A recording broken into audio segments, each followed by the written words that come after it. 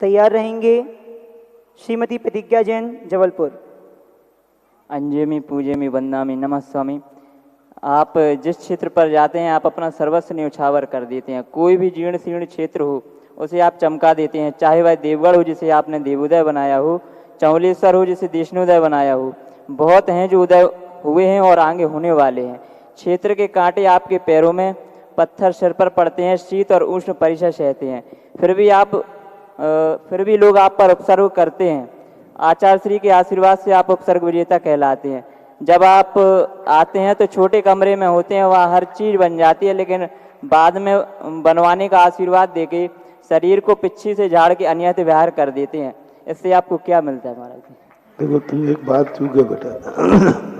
मेरे पैर में कांटे, मेरे रास्ते में जरूर बहुत कांटे हैं, लेकिन मेरे पैर में आज तक कोई कांटा नहीं लगा, क्योंकि मेरे पैर रास्ते में तो बहुत कांटे, कटीला ही रास्ता होता है मेरा, लेकिन गजब ही स्थिति है।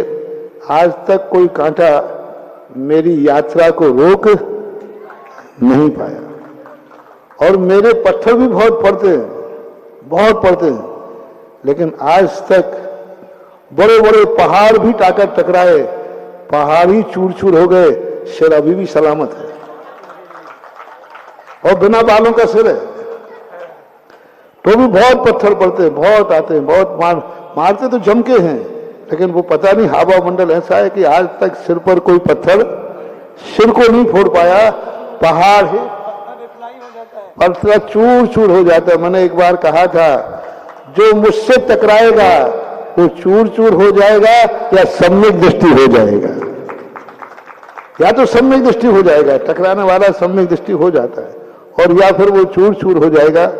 इससे क्योंकि इस सिर पर पूज्य गुरुदेव आचार्य विद्यासागर का आशीर्वाद है।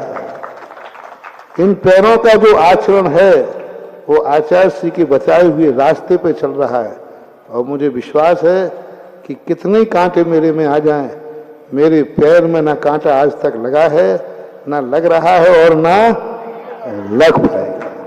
महाराज श्री एक और प्रश्न है।